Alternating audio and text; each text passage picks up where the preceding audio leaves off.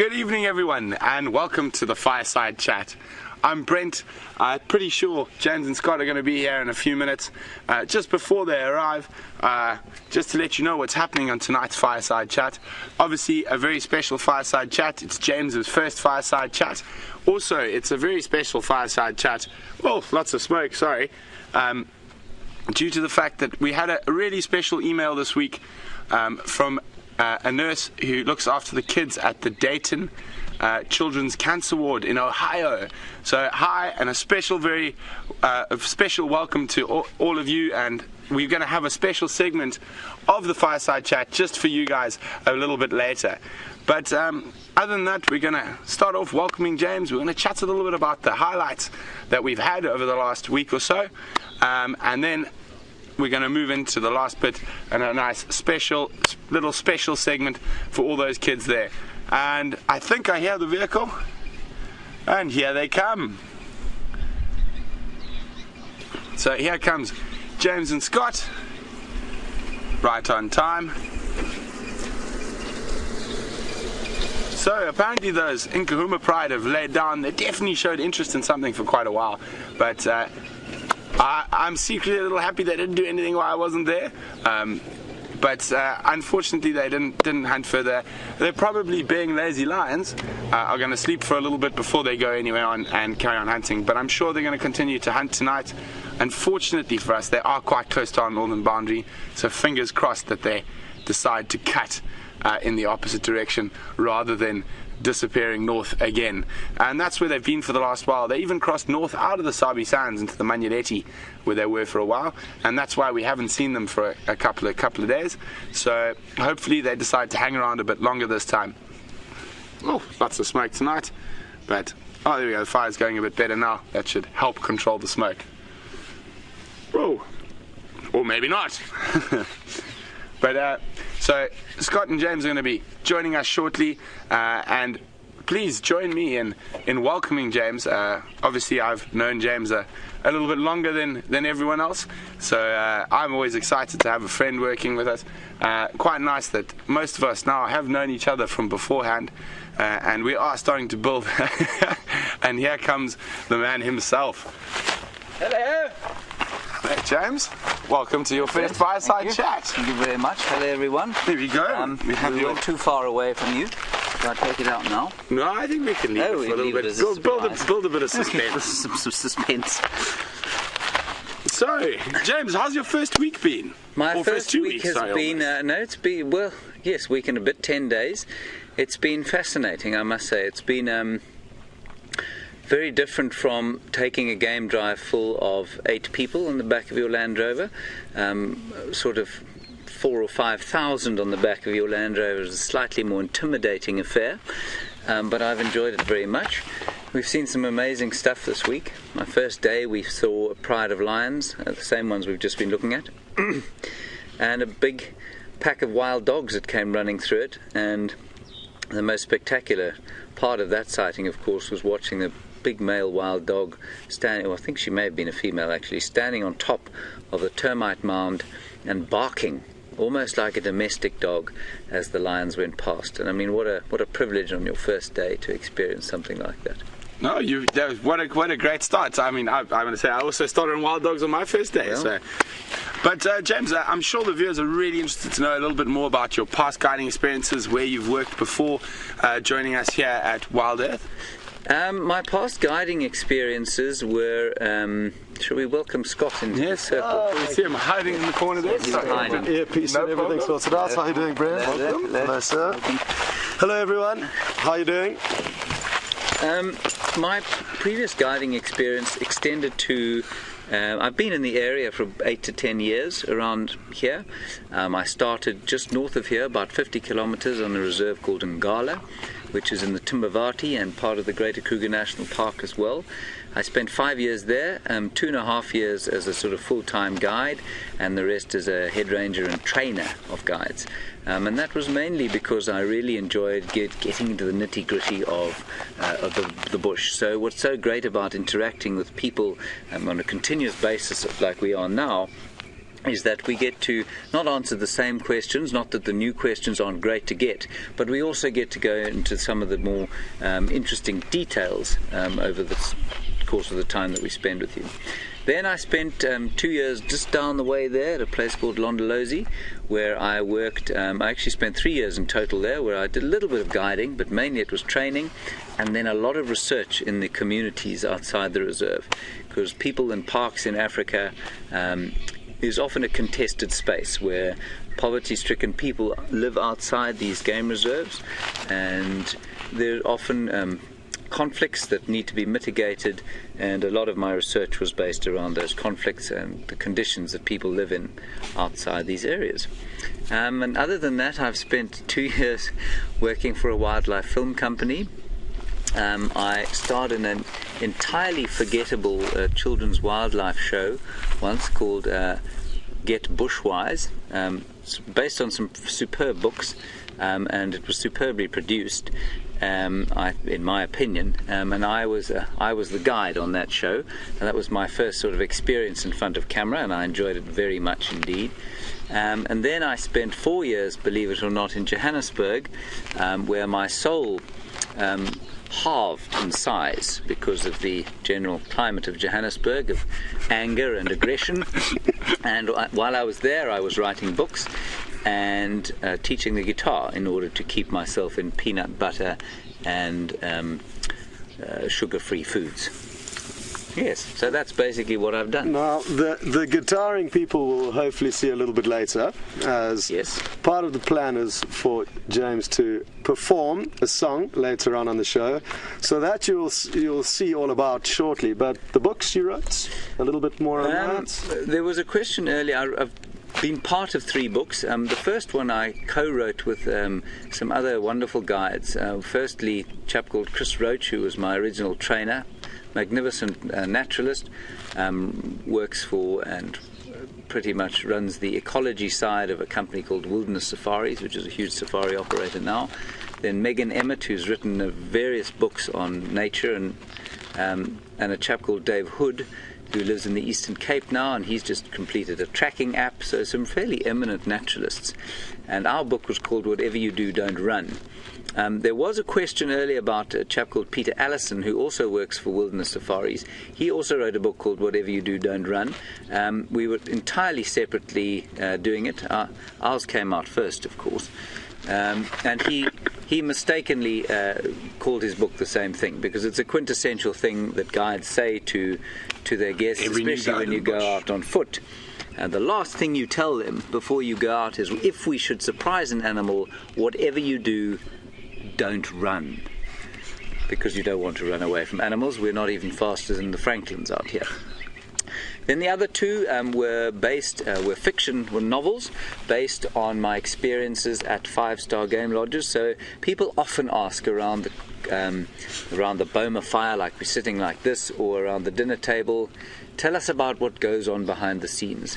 Because the 5-star game lodge is the front of house, which is the beautifully manicured and perfect sort of environment, and behind the scenes we are in Africa and we're in the bush, and so there's often complete chaos going on in an area where the guests have no idea. And so the stories are amusing anecdotes and stories about what goes on in the very real life of the 5-star game lodge industry in this area.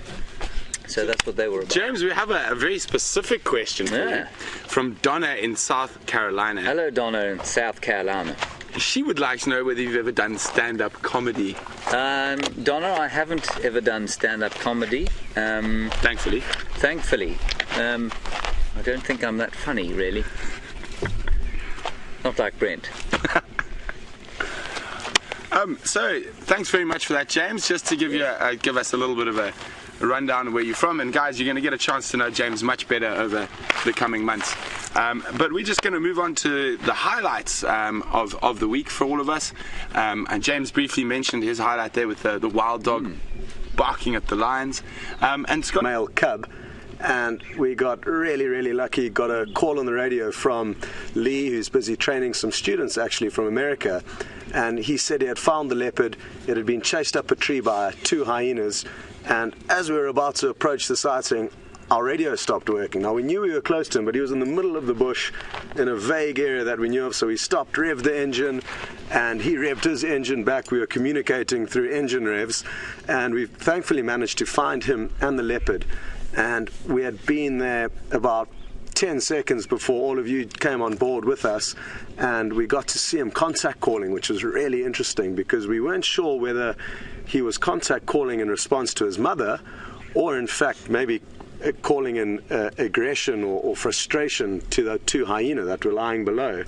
And as soon as he stood up and started coming down from the marula tree, we kind of pieced together the puzzle and realized that his mother must have been nearby for him to take the risk of coming down the tree with the hyena nearby. He surprisingly didn't get their attention because it was a very unglamorous kind of dismount from the tree, you could say, and he jumped onto one small tree with all four legs wrapped around it and then somehow clambered down, scuttled off without the hyena knowing, and in about a few minutes he reunited with his mother, which was absolutely incredible to see. We saw her lying on a stump before he actually got to her, and then were able to stop the vehicle, zoom in on the whole reunite, and from there we followed them for about a couple of miles, and then she started growling at him quite aggressively, and that was obviously her signal for him to now leave her alone so that she can continue hunting. Now, in that period of time where they were on the move, they were really playful, and we got to see some incredible interaction, which we would actually like to show you. There will be a very short highlight of the mother and the cub playing around. There's no audio on the clip, but the footage you see is really great. So in the next few seconds, enjoy the clip, and we will see you afterwards.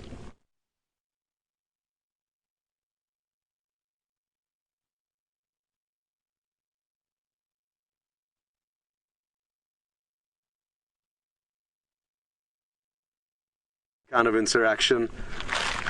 I won't lie, I'm a little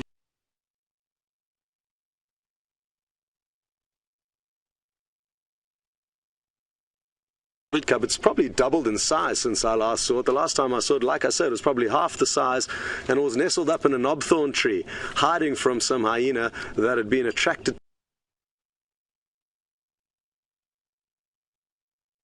to the same tree that it was in, because there was also an impala dangling in that tree that Shadow had managed to catch.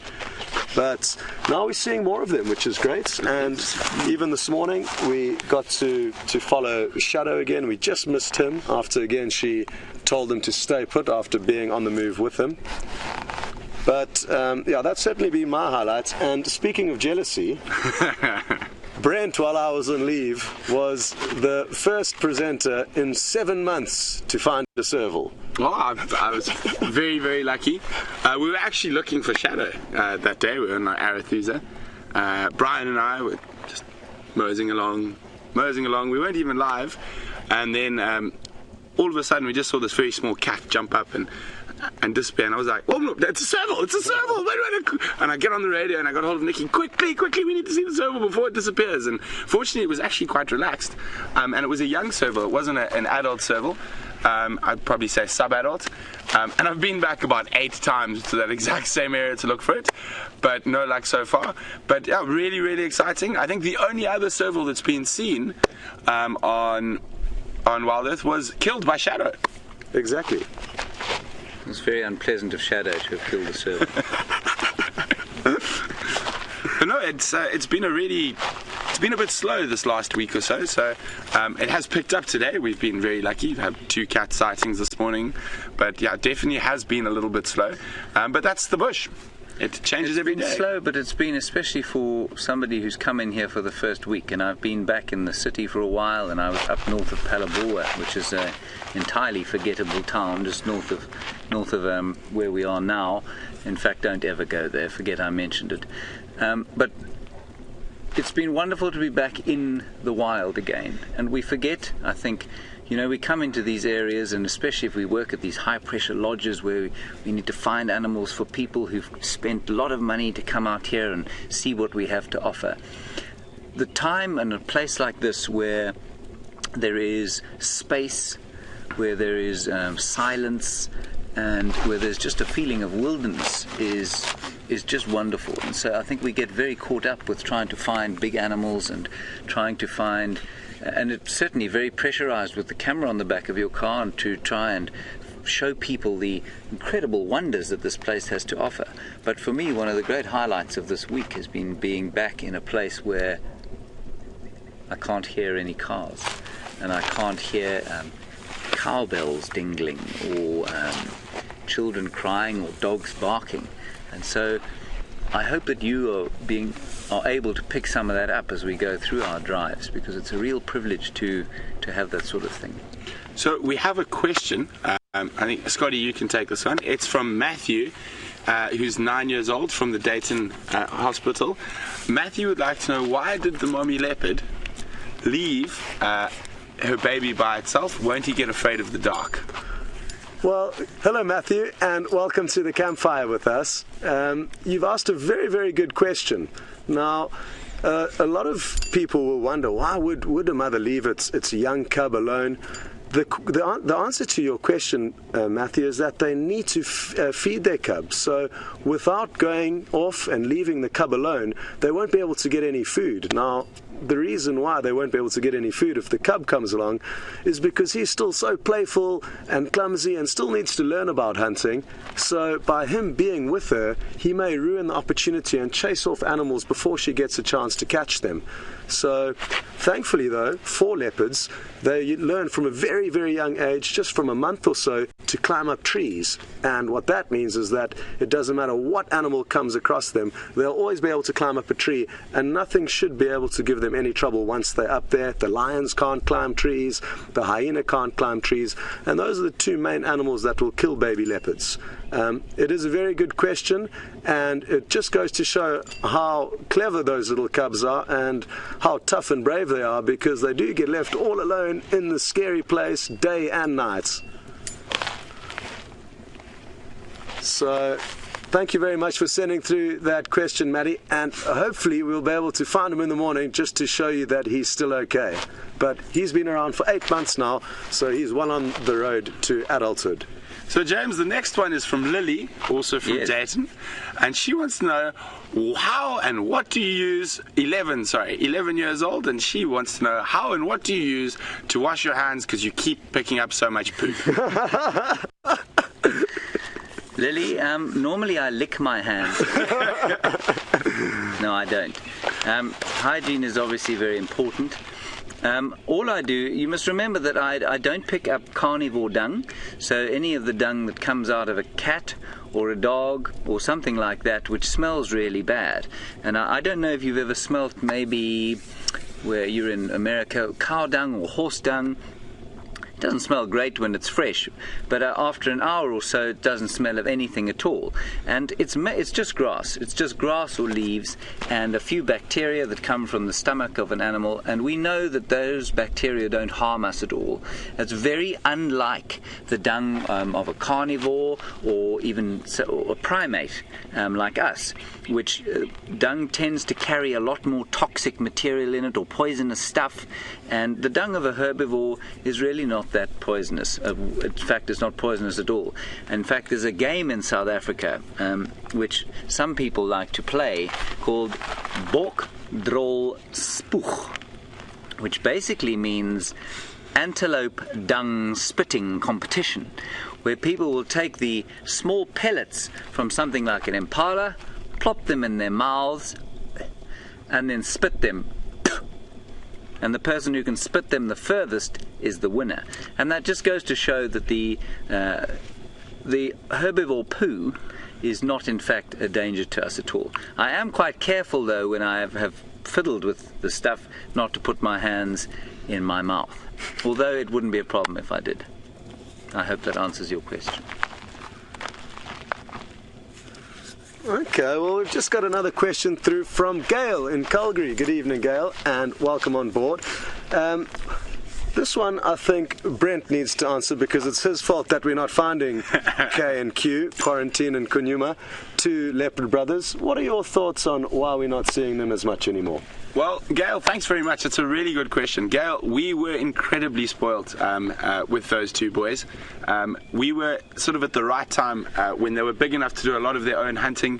They were obviously independent from their mother, but the core of their territories was very small, and we were very lucky to be in the core of both of their territories, so we were lucky enough to bump into them a lot. Now, as they've got a bit older, I think, what are they now, 29, 30 months old, it's possible that Mvula, who's the dominant male in this area, has started putting more pressure on them to move out. And I think the last time they were seen was just to the south of us, about 2.5 weeks ago, 2 weeks ago, when they actually shared a kill. I really wish I could have been there to see that. But since then, I've even spoken to the other guys. No one has seen them. So the reason we're not seeing them, it is their time. They have decided now, or they haven't decided, they've been pushed into trying to find their own territory. And male leopards, I think the furthest record I know about from South Africa was there was a male leopard in northern Zululand who, once reaching independence, moved over 300 kilometers before he set up a territory. So it is possible that they might stay close by, but it is also possible that they might move completely away from here. And that's also to stop with inbreeding with their sort of sisters and mothers and whatnot. So it is very sad. There is a possibility we might see them again, but if we do, I think it'll be very brief, and I think their time has come to go find their own way in the wild. Thanks very much for that, Gail. I personally think we will see them again, though. We have an argument about this. We have a discussion. I don't think it's time to say goodbye to them yet, because we have had tracks of what look to be young male leopard. It's getting difficult now because their feet are getting just as big as dominant males would be, just in there and thereabouts. But I still think there have been tracks of them lurking through our property. We just haven't been lucky enough to find them. Could be Bahuti. It could be Bahuti, which is another young male. So, I don't know. But Brent and I will basically have a competition, and James is obviously involved as well. I personally think we're going to see them. Obviously, James hasn't been around for as long as we have, so he's got less insight into the matter at this stage. But I guess from your experience, young male leopards, what ages have you, any variances in ages they've been kicked out of home? I'd say anything from 2 years they'll move away, but I mean, some of them will stay until they're 4. And so it really doesn't, there's no way of telling. So I wouldn't bet on either of you right now. Good. Yeah, that's interesting. 2 to 4 years. So I guess they've been lucky. They've been able to stay a few months extra regarding the minimum time that they could spend in their mother's territory.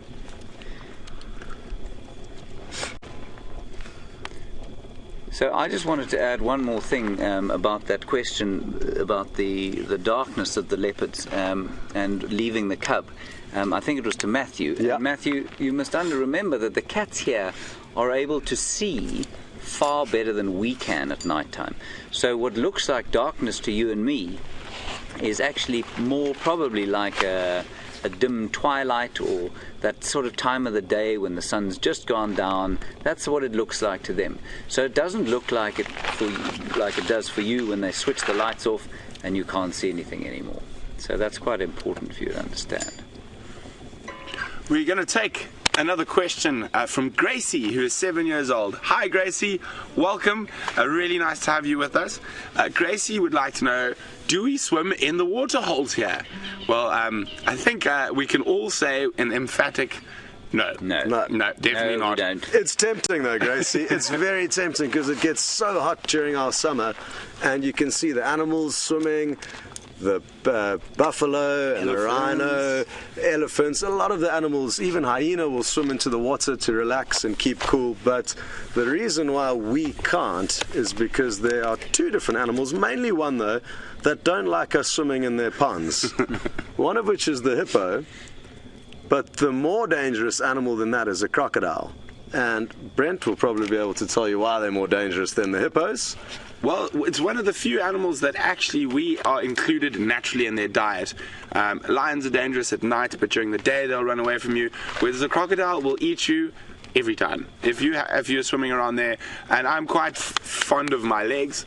But thanks very much for that, Gracie. We're going to hand over to James, who's got something special for all the kids at Dayton. So guys, I hope you really enjoy this. This is just for you.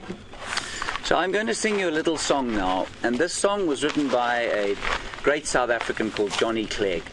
and it's about warriors. And you kids there in the Dayton ward are little warriors of the world.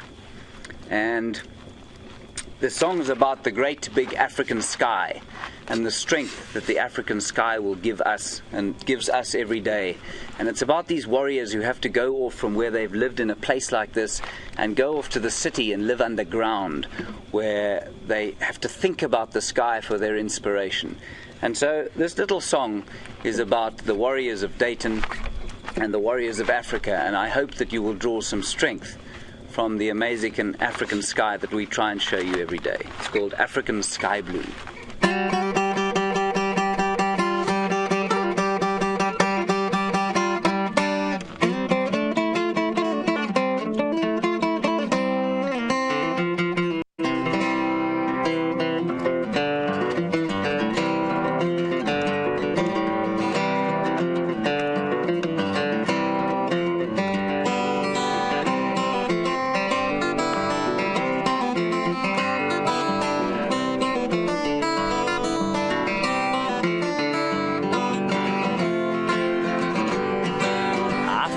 Sky blue, your children wait for the dawn. African sky blue, soon a new day will be born. African sky blue, African sky blue, will you bless my life? Oh, will you bless my life? Oh, will you bless my life? African sunshine, soon you will warm your children's eyes. The African river water will dance and leap in your morning light. African sunshine, African river water, will you bless my life? Oh, will you bless my life? Oh, will you bless my life? Oh, will you bless my life? Oh, what can I know? What can I dream? What can I sing? What will the future bring? Oh, you shine through me. What will you see me through? African sky blue, will you see me through?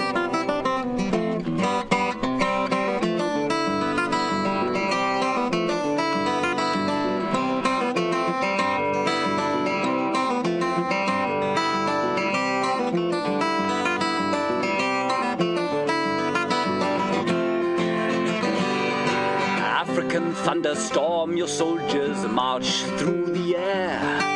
The African rain will fall and wipe away all my tears. African fallen rain, African sky blue, will you bless my life? Oh, will you bless my life? Oh, will you bless my life? Oh, will you bless my life?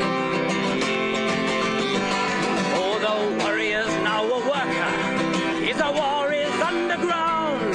With cordite in the darkness, he makes the bleeding veins of gold.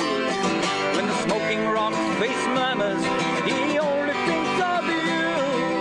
African sky blue, will you see me through?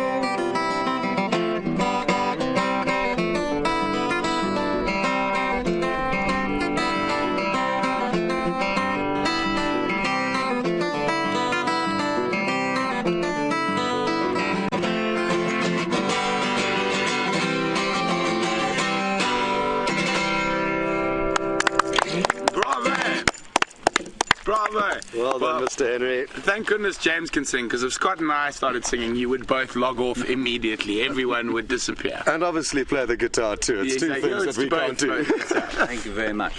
I hope you enjoyed that. Thanks very much, James. Guys, we really are hoping and pulling through for you guys there in Dayton.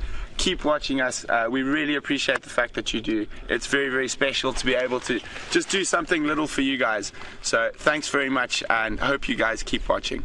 Yes, and keep sending us questions. Send us as many questions as you can, and we'll do our best to answer all of them, because it's often all your questions from people young and old, but especially youngsters, that keep us thinking. So please, everyone, send through questions and join us on the drives, and that way we can help cater for you and craft the safari just for you guys and try and find certain animals for you. And just remember, there's no such thing as a stupid question. Any question is a good question. There are many stupid answers, of course, to questions, but there are no stupid questions. So please, anything you want to know, send them through. We'll try and answer them to the best of our ability.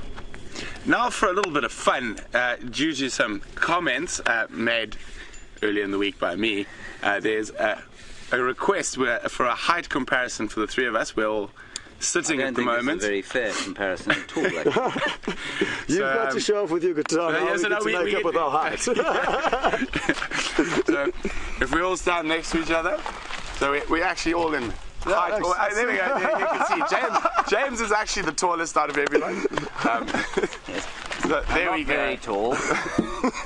It's actually kind of a perfect... It is. It's sort of, we just step down. Yeah. Or step up. Yes, there we go. Okay, There we go. It's enough credit for Brent. well, from all of us here at Wild Earth, thank you so much for joining us at the campfire tonight and also on the drive, and we all look forward to seeing you tomorrow. And thanks very much to Andrew on camera and to Nikki and Eugene in Final Control. Cheers, everyone. Hope to see you on the Sunrise Safari.